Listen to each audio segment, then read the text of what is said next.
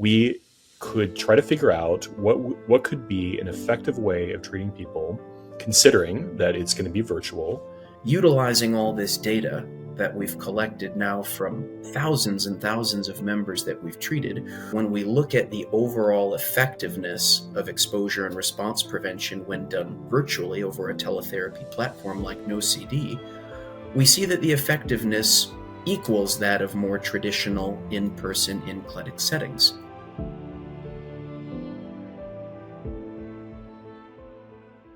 You've probably heard of OCD, but you don't know that OCD isn't really just about cleaning and organization.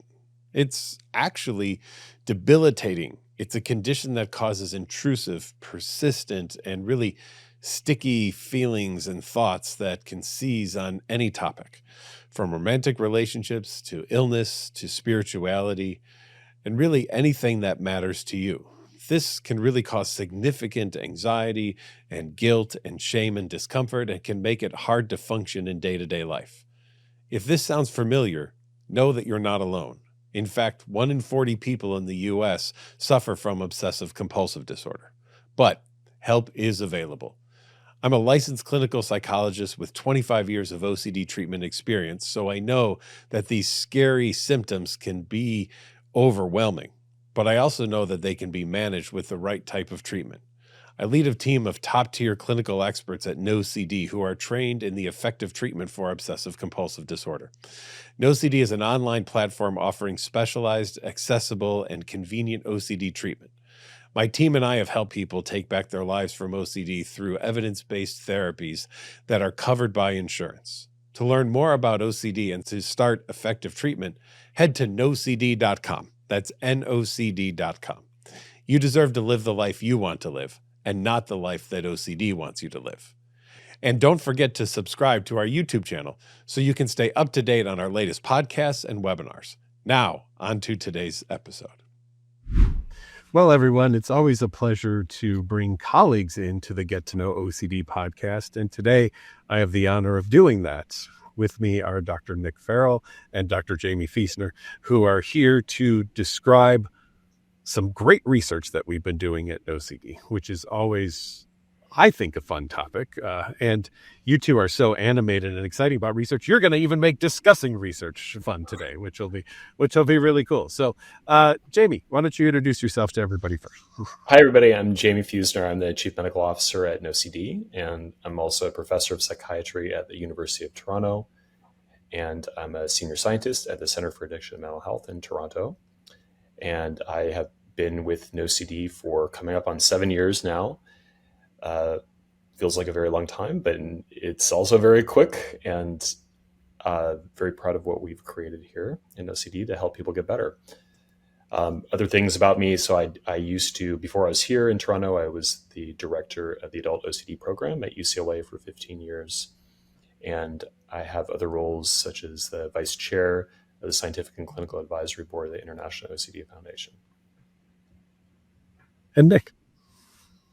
Hi, everybody. My name is Nick Farrell. I am a clinical psychologist. My title at NOCD is Director of Clinical Programming and Development. That means I get to wear a lot of different hats and have responsibility to help our network expand the scope of clinical services that we provide at NOCD while maintaining good fidelity to the treatment interventions that we use to treat obsessive compulsive disorder and related conditions.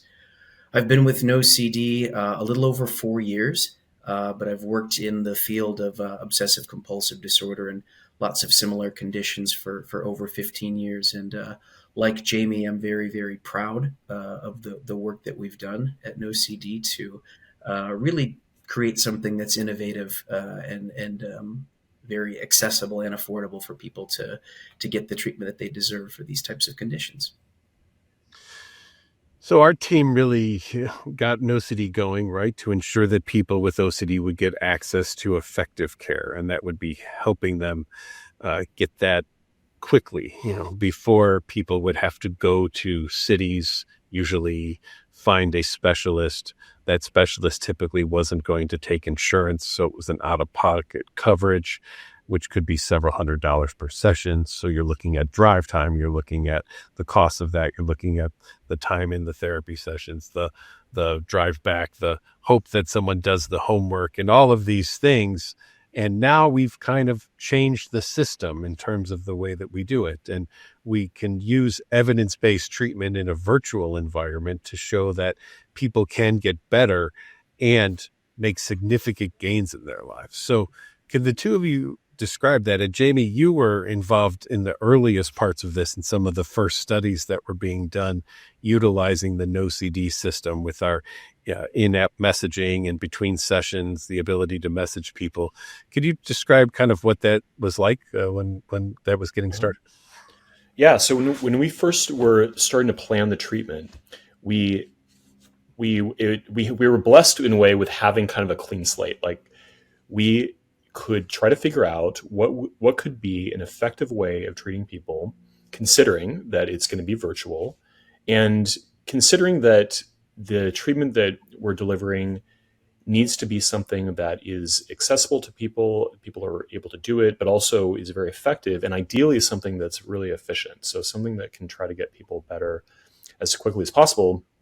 And in doing so, we drew from a lot of our own experiences. So in the beginning, Patrick and I and Stephanie Lonsway, we were all putting our heads together and trying to figure out, from our experience, what is the way that people get better the fastest, and what is most effective. So it was a means of trying to figure out how can we plan something that is going to be acceptable and is also evidence-based. And so what we did at that time is that there was a study that was done at Columbia University, and the study was really studied to try to understand if using some digital tools could help make treatment more effective and efficient. And so that really inspired our kind of the main structure of our model, where we said, okay, if we have twice a week sessions, at least in the beginning, then that can help people really build up momentum and be able to understand how to do exposures, have more time per week that they're in session with people, to be able to have the therapist kind of show them how to do exposures in session. And then also to be able to have support in between sessions. So that part we thought was really important, because in all of our experiences, we'd had many people with OCD where if they're doing once a week therapy, which is kind of the standard of care, outpatient CBT, exposure response prevention once a week, people would often get stuck, and they would come back after a week and they weren't able to do anything because an exposure didn't work, it didn't trigger enough distress, or it was too hard to do. And so people lose a lot of time that way, and is very inefficient. So having the in-between support then really allowed people to get on track quickly and get a message from the therapist, and also get support from the therapist. They're stuck and has some difficulties and really need some help that way. And the other big part of that in between support is having a community. And so NOCD at that point had already developed a very large online community. There were hundreds of thousands of people that were on the community all over the world. And so people, of course, if you have over hundreds of thousands of people with OCD, you're going to have many different types of OCD. People can identify with different types of OCD and get support they needed. So that was kind of a critical piece of it. So that was the inspiration to create the model that we created of, and it's in a way, it's like an outpatient treatment. It's not obviously inpatient. It's not a partial hospitalization program, but it's more intense than the typical outpatient, and it has this added element of in between session support.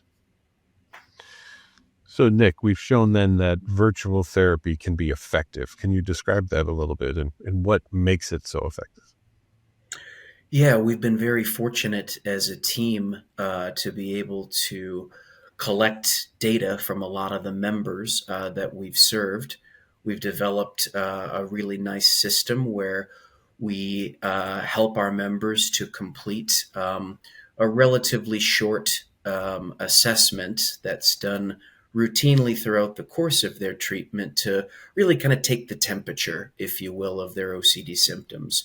That helps us to, at baseline, understand, what is the nature and the severity of the person's symptoms looking like. Once we have that understanding of the baseline level of severity, our aim is then to really kind of, again, take the temperature, take the pulse of OCD every 3 weeks to see, hey, how are we responding to treatment? Are our symptoms reducing? Are we seeing improvements in things like quality of life and satisfaction? So utilizing all this data that we've collected now from thousands and thousands of members that we've treated, we were fortunate enough several years ago to publish this data in a study in a very well-respected peer-reviewed journal where we demonstrated, and other studies have demonstrated this same finding, that when we look at the overall effectiveness of exposure and response prevention when done virtually over a teletherapy platform like NOCD, we see that the effectiveness equals that of more traditional in-person in-clinic settings. Sure. Which is, a really, really great development, I think, for our community. This is a big step forward in making this evidence-based treatment, ERP, more accessible to folks. Having grown up in a very small town, a rural area in northern Wisconsin, where we quite honestly had one mental health professional that would service the entire city, that obviously through no fault of their own lacked the ability to specialize and really deeply Of course. understand conditions like OCD. Access to evidence-based care was just not a possibility. And so we're very proud of the fact that we've done this research to really bridge this gap and demonstrate, no matter geographically where you're located, you can access this now through this virtual platform, and expect just as much benefit as folks that have to travel into bigger cities in traditional kind of more in-person settings. The same degree of benefit is very achievable. I also know one of the things that I enjoyed about coming to NoCD and doing this virtually was the reach that I had. And Jamie and Nick, you guys have both described this as well, where the three of us were at programs and we could see the amount of people that could fit in the program at any time, right? And so, yes, we were having an impact on treating people with OCD, but coming to NoCD opened it up to such a wider view of the impact that we can have. And the problem of dissemination, which has always been something that's been talked about in the field. How do we get more therapists to actually use evidence-based treatments? So can you describe what we've done with NoCD and how we've wanted to do that? Yeah, I can summarize it very simply by saying we've expanded. We've gone from a network of when I joined, I think we had a little over 100 therapists to now, I think probably 7 or 8 times that size. This again is just simply having more options for people. Patrick, what you talked about and some of the more traditional program settings that we worked in. One of the downsides was always the wait list, and you just imagine the suffering that folks are enduring while they're waiting for their turn, their spot to open up in the program. So with growing a network to the size that NoCD has become, we're again doing really great work with shortening the time that folks are having to spend waiting to be able to access evidence-based care. Mm-hmm. Yeah, and to add to that, so the other part of the access is insurance coverage too, and so that was another thing that all of us had experienced for many years, and is another, I think, big issue and problem in the field is that there are great therapists out there, but many of them didn't take insurance. And so, but there weren't enough therapists, and there weren't enough therapists who took insurance. And so many people who needed to use their insurance because they couldn't pay several $100s per session out of pocket, then we really needed to reach these people. And so that was one of the major reasons why I joined OCD, was to be able to, like Patrick said, reach many more people, several orders of magnitude more people than we could in one treatment center that's based in one kind of brick and mortar clinic. And so having it virtual has helped that. And then also then being able to have contracts with insurance companies, all the major commercial insurance companies in the United States, we have contracts now with, so that the majority of people can use insurance when they're getting treatment, and they can get evidence-based treatment. The other thing that has really made this all happen too is our ability, our planning, and our decision to do this, and our ability to train therapists. So they're the therapists that had the requisite training. They weren't already out there. Some of them were, but we needed a lot of them. And so we decided we need to train people to be able to do it. And training people then allows there to be more people out there that know how to treat OCD, and we can have them working with us and helping people.